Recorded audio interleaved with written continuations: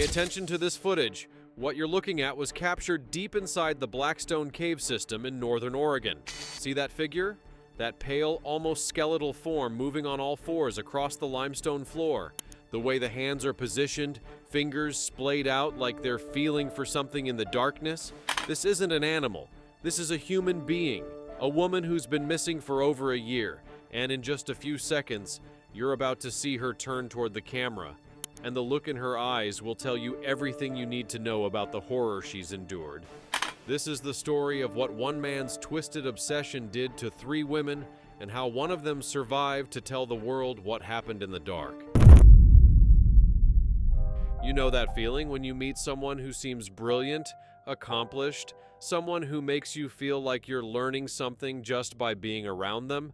For 33-year-old Amanda Reeves, that person was Dr. Marcus Brennan, her environmental science professor at Portland State University. Amanda had always been fascinated by geology, by the way the Earth shaped itself over millions of years. She'd grown up hiking the Pacific Northwest trails with her father, collecting rocks, studying formations. When she enrolled in Dr. Brennan's advanced course on extreme environment adaptation in the fall of 2007, she thought she'd found her calling. Amanda was one of those people everyone liked. Her younger sister, Katie, described her as the kind of person who'd stop to help a stranger change a tire in the rain, who remembered everyone's birthday, who sent handwritten thank you notes. She worked part-time at an outdoor equipment store in downtown Portland while finishing her master's degree. She had a boyfriend, Tyler Chen, who she'd been dating for 2 years. They were talking about moving in together, maybe getting a dog. Normal, beautiful, everyday plans. Dr. Marcus Brennan was 58 years old, a tenured professor with 2 decades of research under his belt. He'd published papers on survival mechanisms, on how organisms adapt to hostile environments. Colleagues described him as intense, sometimes awkward socially, but dedicated to his work. Maybe too dedicated. His wife had divorced him 3 years earlier, and he'd become increasingly isolated, spending more and more time on solo research trips to cave systems across the western United States. What nobody knew, what nobody could have known, was that Dr. Brennan's research had taken a dark turn. Somewhere along the way, his academic interest in adaptation had become something else entirely. Something dangerous. Amanda disappeared on a Tuesday evening, September 18, 2008. She'd told Tyler she was meeting Dr. Brennan to discuss her thesis proposal at his off-campus research lab, a converted storage facility on the outskirts of Portland where he kept geological samples and equipment. Tyler thought nothing of it. Amanda had mentioned the meeting earlier that week. It was supposed to last an hour, maybe 2. When Amanda didn't come home that night, Tyler started calling. No answer. He called her parents, her sister, her friends. Nobody had heard from her. By Wednesday morning, he'd filed a missing persons report with the Portland Police Department. Amanda's car was found in the parking lot of Dr. Brennan's research facility. Her purse was still inside, phone and wallet untouched. But Amanda herself? Gone. Detective Sarah Morrison caught the case. She'd been with the department for 12 years, and something about this disappearance immediately struck her as wrong. Amanda's life was stable, happy. She wasn't someone who just vanished. Morrison went to interview Dr. Brennan that same day. He seemed cooperative, almost eager to help. Yes, Amanda had come to discuss her thesis. They'd talked for about 90 minutes. Then she'd left. He'd assumed she'd gone home. He seemed genuinely concerned, even offered to help with the search efforts. But here's the thing about Detective Morrison. She had instincts, and those instincts were screaming. Something about Brennan's story felt rehearsed, too smooth. She asked to see his facility. He agreed immediately, showing her around the cluttered space filled with rock samples, maps of cave systems, research equipment. Everything seemed normal. Too normal, maybe. The search for Amanda intensified. Her face was on the news every night. Tyler made tearful appeals for information. Amanda's parents, Robert and Linda Reeves, couldn't eat, couldn't sleep. They organized search parties, handed out flyers, checked every hospital, every shelter. Days turned into weeks, weeks turned into months, and there was nothing. No body, no ransom demand, no witnesses. Amanda Reeves had simply vanished. What nobody knew was that Amanda was alive. Barely. She was being held in a section of the Blackstone cave system that Dr. Brennan had discovered years earlier, a series of chambers so remote that even experienced spelunkers didn't know they existed. Brennan had spent months preparing this place, setting it up for what he called his ultimate experiment. Let me paint you a picture of what Amanda endured in those first few weeks. Brennan had drugged her drink during their meeting, then transported her unconscious body to the caves. When she woke up, she was in complete darkness, chained at the ankle with just enough length to move around a small chamber. The chain was attached to a bolt drilled deep into the limestone. There was a bucket for waste, a thin sleeping mat, and a bottle of water. That was it. Brennan would visit every few days, bringing minimal food, protein bars, water, sometimes crackers. He'd sit just outside the reach of her chain with a headlamp, taking notes on a clipboard like she was a laboratory specimen. He'd ask her questions. How did it feel to be in complete darkness? Was she developing heightened hearing? Could she navigate the chamber without sight? Amanda would scream at him, beg him to let her go, ask him why he was doing this. His response was always the same. I need to understand human adaptation to extreme stress. You're helping me answer questions that could change everything we know about survival. The psychological torture was worse than the physical deprivation. Brennan would leave her in darkness for days, sometimes weeks. Amanda lost all sense of time. She'd sleep, wake up, sleep again, never knowing if hours or days had passed. The darkness was so complete she couldn't see her own hand in front of her face. She'd feel the walls, memorize every bump and crack in the stone, anything to give her mind something to hold on to. While Amanda suffered in the darkness, the investigation into her disappearance stalled. Detective Morrison couldn't shake the feeling that Dr. Brennan was involved, but there was no evidence. His alibi was thin, but not disprovable. He'd been alone at his facility the night Amanda disappeared, but that wasn't unusual for him. He often worked late. Forensics found nothing suspicious in his lab or his home.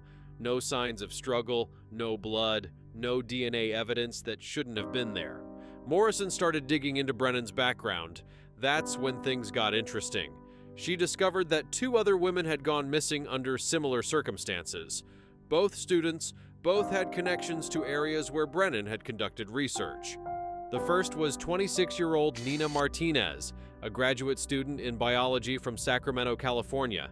She disappeared in March 2006 after attending a conference on environmental adaptation, where Brennan had been a keynote speaker. The second was 30-year-old Lily Foster, an environmental journalist from Seattle, Washington. She'd vanished in November 2007 after interviewing Brennan for an article about cave ecosystems. Neither case had been solved, neither had been connected to each other until now. Morrison reached out to the detectives who'd worked those cases. When she told them about Amanda and described Brennan, they both had the same reaction.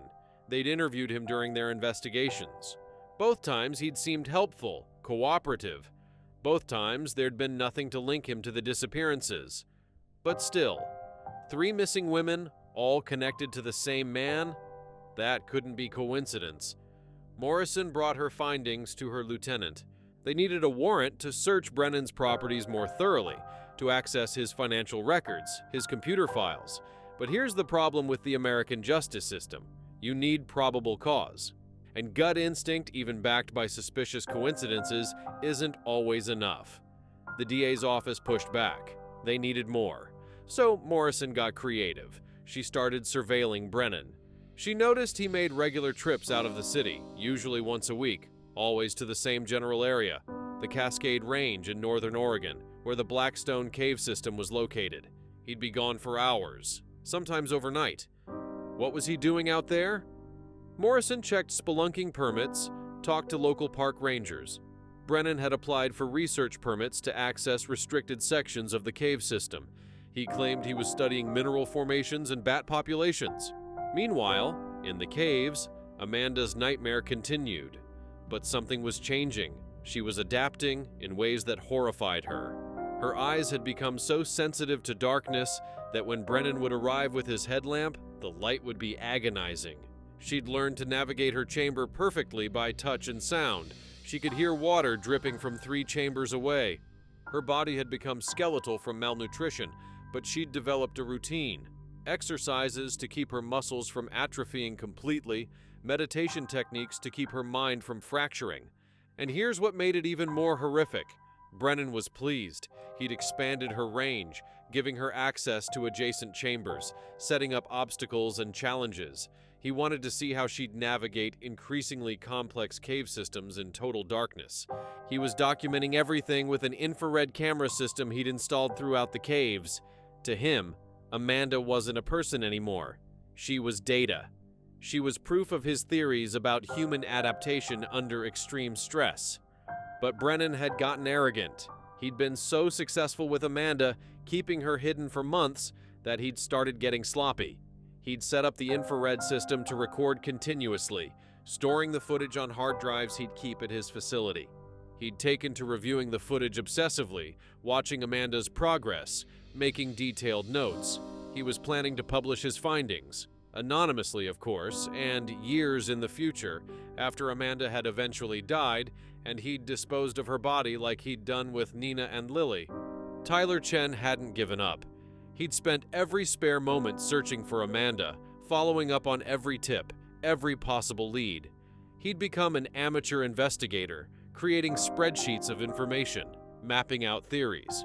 When he heard through the missing persons network about the similarities between Amanda's case and the disappearances of Nina Martinez and Lily Foster, he reached out to their families. Together, they started pooling information, comparing notes. And that's when Tyler noticed something. All 3 women had expressed interest in cave exploration. All 3 had mentioned Brennan in the weeks before they disappeared. Tyler brought this information to Detective Morrison. It was the pattern she'd been looking for, the thread that connected everything. She went back to the DA, armed with Tyler's research and her own surveillance logs. This time, she got her warrant. The raid on Dr. Brennan's research facility happened on a cold morning in February 2010. 17 months after Amanda had disappeared. Morrison led a team of officers and forensic specialists. What they found was beyond anything they'd imagined. Brennan's computer contained thousands of files, research notes that read like torture logs, detailed observations about Subject A, Nina, Subject B, Lily, and Subject C, Amanda. He documented every aspect of their captivity, their psychological deterioration, their physical changes, their attempts to escape. He'd written about his theories with clinical detachment, as if he were studying lab rats instead of human beings.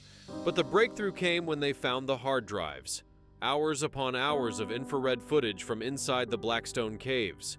The technical team started reviewing the footage immediately, and what they saw made even seasoned officers sick. There was Amanda, skeletal, pale, moving through pitch-black chambers on her hands and knees, like the image you saw at the beginning of this video. In some clips, she was trying to find water sources. In others, she was crying, curled in a ball. In the most recent footage, dated just days earlier, she'd become almost feral in her movements, adapted to the darkness in ways that seemed inhuman. Morrison knew they had to move fast. If Brennan realized they were onto him, Amanda might already be dead. The footage didn't show where exactly in the Blackstone system the chambers were located. The caves covered over 50 square miles of underground passages. But the technical team noticed something. In several clips, there was a distinctive geological formation visible in the background, a crystalline deposit that was relatively rare. Morrison contacted a geologist who specialized in the Blackstone system.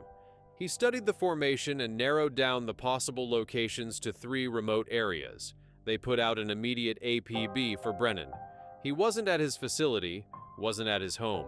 His car was gone. Morrison made a calculated guess. He was at the caves. She mobilized a rescue team that included cave rescue specialists, EMTs, and SWAT officers.